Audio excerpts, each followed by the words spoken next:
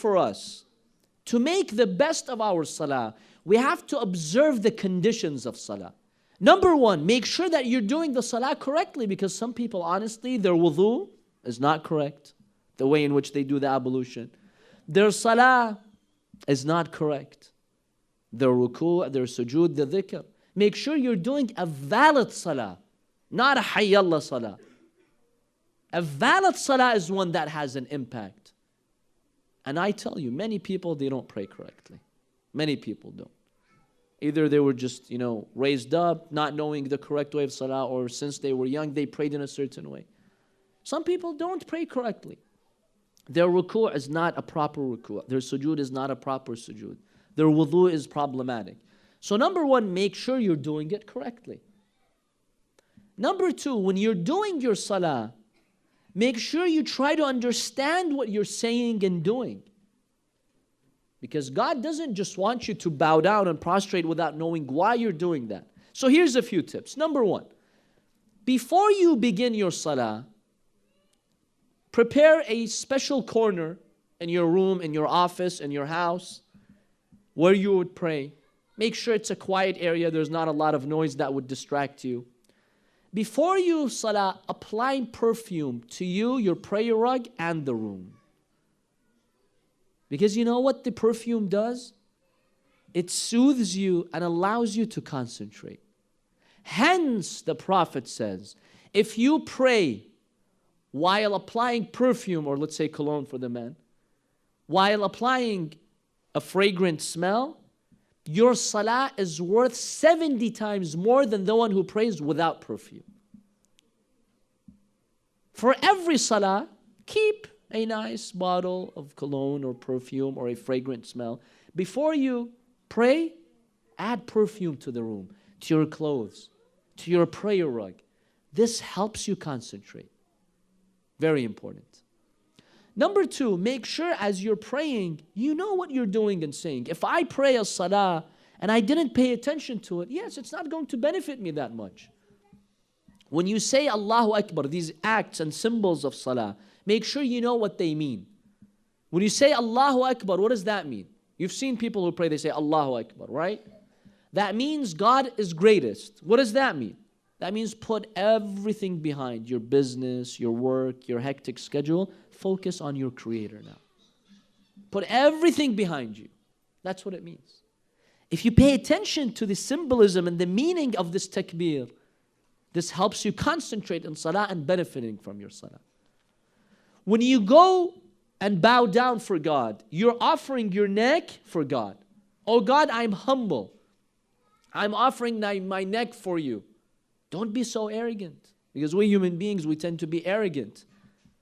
When you bow down for God, that teaches you humility.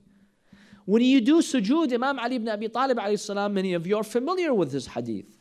The Imam says when you go down to sujood, the prostration, you put your head on the ground. The first time you put your head on the ground, what does that symbolize? That you were created from the ground. You were created from clay. God created Adam and his progeny from clay. So that's your origin. Don't be so arrogant. You were made from clay. Who do you think you are? When you raise your head from sujood, from prostration, when you raise your head, what does that signify? The day you were born, I came to this life. I have a test. There's purpose behind my life. When you prostrate for the second time, because we have 2 sujoods in every salah, when you prostrate the second time, what does that signify? Just like you were created from the ground, you'll go back into the ground. The grave. Remember, there's death. If you're cheating people, defrauding people, committing acts of injustice, listen, you'll go down there one day. When you raise your head the second time, what does it mean? Day of judgment, when God will resurrect you again from the ground.